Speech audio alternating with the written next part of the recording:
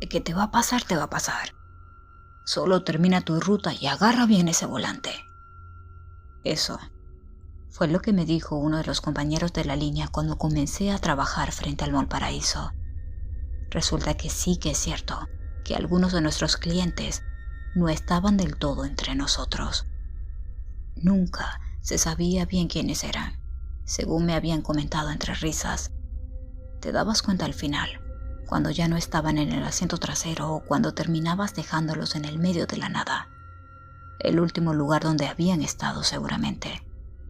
Al parecer, se subían tanto como si lo querías como si no, y bien podías terminar accidentado o muerto si no tenías cuidado y sangre fría. A mí nunca me había tocado. Bueno, eso me habían agarrado de burla por ser el nuevo, y todo lo que me habían dicho era una farsa. Varias veces pensé que estaba sucediendo y resultaron ser personas comunes y corrientes. Estaba paranoico. Una noche ya muy tarde, y habiendo cerrado el centro comercial, quedé libre para irme, pero decidí trabajar un poco y hacerme un dinerito por mi cuenta. Era día festivo. Había poca gente por ahí, pero aún menos transporte público. Hice plata rápido y sin problemas. Cuando se hizo muy tarde y pensé volver a casa a descansar, una joven me hizo una parada. Otra chica a su lado se acercó después y asomándose por la ventana, le preguntó a la señorita si podían compartir el taxi, que se bajaría solo unas cuadras más allá, pero le daba miedo caminar a esas horas sola por el centro. La chica, que no me había dado más instrucciones que seguir adelante, la dejó subir. Fiel a lo que había dicho, se bajó a pocas calles, bien y frente a su casa. Después de intentar hablar muchísimo y no recibir más que una sonrisa de su interlocutora, luego seguimos solos. Le pregunté a dónde íbamos y me apuntó al frente, a la autopista. Cuando tuve que tomar la salida, me tocó el hombro y apuntó a la dirección nuevamente. Y así estuvimos todo el camino. Estuve mirando de cuando en cuando por el espejo retrovisor y ella siempre estaba allí.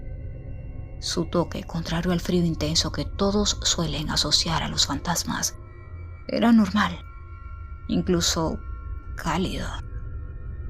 Era seguro decir que estaba viva, solo que por una razón u otra no quería o no podía hablar. Nos salimos de las rutas urbanas y entramos en un camino poco asfaltado y después de tierra. Y fue cuando me asusté. Había una casita aquí y otra allá, pocas farolas alumbrando el camino. Yo estaba muy solo. Y 2 minutos después de entrar en ese desolado pasaje, un hombre extraño, parado en la mitad de la ruta, sacó su brazo para pedir también parada. La joven se alteró, me tomó del hombro. La vi por el retrovisor y negaba con la cabeza que no parara, que no lo recogiera. No hizo falta, no pensaba hacerlo. Si algo tenía aspecto de fantasma, era precisamente ese. Pasamos de largo y levantando una polvareda junto a él. Nuestras sospechas fueron infundadas porque ni bien lo dejamos atrás, el hombre siguió donde mismo, levantando sus manos en señal de frustración y quitándose el polvo de la ropa. Espié por el espejo a mi clienta y se veía aliviada. Se había asustado tanto o más que yo. Finalmente me señaló una verja detrás de la cual había una casa enorme y oscuras. Me detuve, me di la vuelta para indicar y recibir la tarifa, pero el asiento estaba vacío. Me espanté, pero la chica había salido antes de darme cuenta. Solo habían sido milésimos de segundo. No había manera de que bajara tan rápido y sin hacer sonar la puerta al abrir o al cerrarla. Como para hacerlo más obvio, y otra vez en un instante estuvo al lado de mi ventanilla. Era como si ni siquiera caminara. Tocó con el nudillo y yo no me atreví a bajar el cristal. Ella se me quedó viendo, se agachó un poco y abrió la boca. No tenía lengua, estaba cercenada y dentro más parecía una fosa común que otra cosa, negra y con un olor que apestó todo el auto, aún con el vidrio arriba.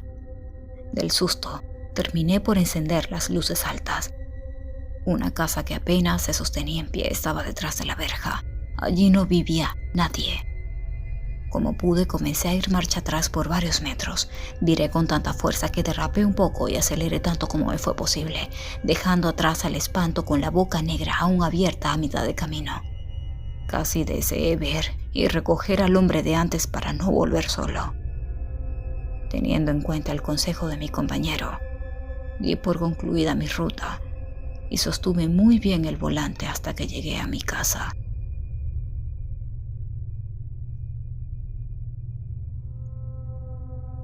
Mi papá es taxista desde hace más de 20 años. Cuando era pequeña lo vi llegar una vez temblando a casa, blanco como un papel. Mi mamá comenzó a calmarlo y nos envió a mi hermanita y a mí a nuestra habitación para que no lo viéramos así.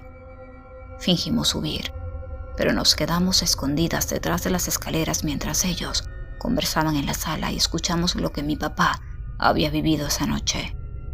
Había sido un turno lento y no había hecho casi nada, por lo que se quedó un poco más de lo que usualmente solía hacerlo, tratando de recoger a cuanto cliente podía. Había invertido en ese vehículo de segunda mano hacía nada de tiempo, porque su cafetera anterior lo dejaba en todos lados. Pero esa noche nadie quería subirse.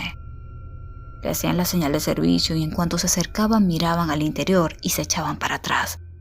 Unos extrañados, otros francamente molestos.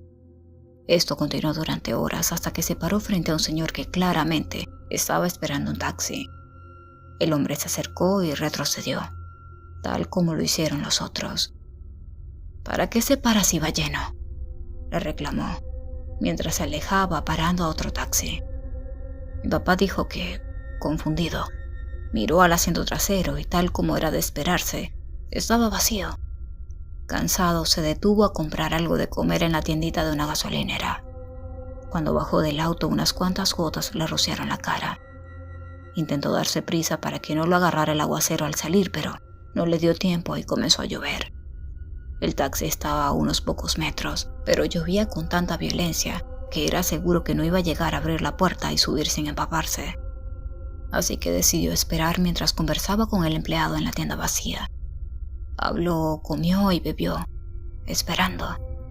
El chico lanzaba miradas ocasionales hacia el carro de mi papá, un poco preocupado, hasta que finalmente le dijo: ¿No se irá a molestar si se tarda tanto en volver?, preguntó, señalando con la cabeza al taxi.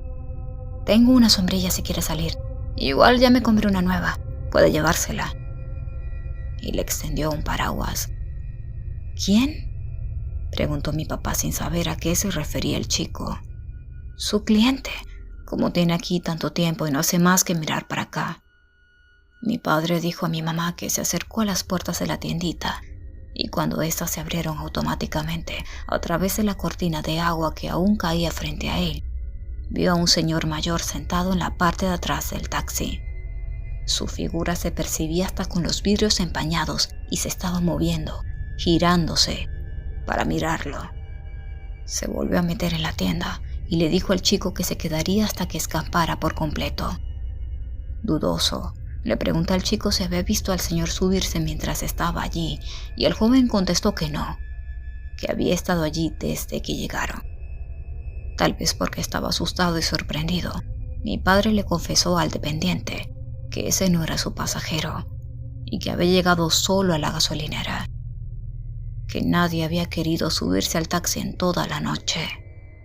El joven no pareció creerle hasta que escampó y el hombre ya no estaba en el asiento trasero.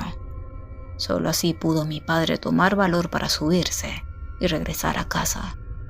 Mi mamá pidió que llamara al vendedor, quien luego de insistir que solo él era el propietario al entregárselo, terminó por admitir que el dueño anterior había sido su padre, fallecido recientemente. También le dijo que no se preocupara, que era inofensivo. Se negó a devolver el dinero y a tomar el auto de vuelta.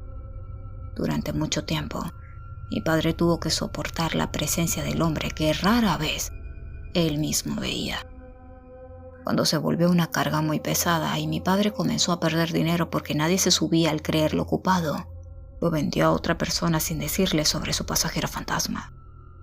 pero el nuevo propietario comenzó a llamarlo y a reclamar un reembolso porque el auto estaba embrujado y amenazó con hablar con su primo, que era teniente de la policía.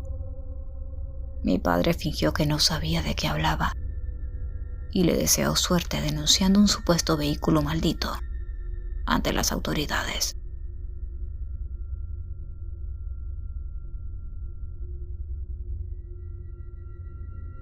Corroboré el punto de destino del usuario y me daba la misma dirección una y otra vez. No era la primera vez que sucedía. A veces me señalaba sitios extraños y, creyéndolo una broma del cliente o un fallo de la app, terminaba por rechazar el pedido y seguir con mi noche, cerca de los barrios y calles con clubes nocturnos y restaurantes, donde la clientela es abundante, está intoxicada y paga lo que sea por volver a sus hogares. Recogí a un grupo de 4 y, después de ruletear por una multitud de calles para ir dejándolos en sus casas y sacarles una buena suma, di por concluida mi noche. De regreso, me detuve en el semáforo en rojo y una mujer llevando casi a rastras a otra cubierta por lo que creí era una manta, y después verifiqué era un velo. Me rogó que les hiciera la carrera. Acepté a regañadientes. Estaba agotado y listo para caer en mi cama cuán largo era. Mantener los ojos abiertos en ese punto me costaba incluso trabajo. Pero la señora lucía desesperada y la joven que sostenía en brazos se notaba muy frágil y a punto de la inconsciencia. Difícilmente podía estar en pie. Las ayudé a abordar y comenzó el suplicio de ese breve trayecto. La joven, cubierta por su extraño manto y rodeada por un escapulario y una medalla de la Virgencita, comenzó a despertar. Se movía de forma errática, intentando separarse de su madre. Gruñía y la apartaba cada vez con más fuerza y la ayudé a colocarle el cinturón. La joven olía orines y otras cosas innombrables. Arrancamos y le pregunté a la señora lo obvio, que si deseaba ir al hospital. No. Vaya a la 520 de los Jardines. Cuando enfilemos en la avenida le digo dónde parar. Luego guardó silencio por un rato y, cuando la chica comenzó a alborotarse, comenzó a murmurar bajito, a rezar. La muchacha se revolvió y comenzó a agredirla. «Apúrese, por favor. Apúrese, por favor», me rogaba, deteniendo a duras penas los ataques de su hija. Cuando entramos por la 520 y la estructura de la catedral se hizo visible, la chica terminó por enloquecer. «Doble en la esquina, rápido», me urgió. Afuera ya esperaban 2 hombres, el cura y otro caballero. Paré y bajé a ayudarlos. En el jaleo el velo de la chica se corrió y juro que nunca he visto nada tan espeluznante. Un par de ojos amarillos, casi fluorescentes, me devolvían la mirada, furiosa. Aparté la vista, pero creí notar también protuberancias en su frente, y eso me hizo volver a verla. Pero, consciente de mi expresión, el otro hombre, el que no era el padre, volvió a taparle la cara. Entre los dos la tomaron mientras la señora intentaba apagarme. «No me debe nada, mujer, vaya», le dije, compadeciéndome de la pobre anciana, a quien seguro muchos como yo habían evitado trasladar esa noche. Los vi irse y escuché a la señora decirle al cura: «Ya tiene callos, padre», y luego romper a llorar, mientras caminaba detrás de su hija arrastrada por los 2 hombres. Me quedé ahí parado por varios minutos, internalizando las implicaciones de lo que acababa de decir. Después de todo, no me había equivocado al comparar en mi mente y en ese breve vistazo su cara con la de un cabrito endemoniado.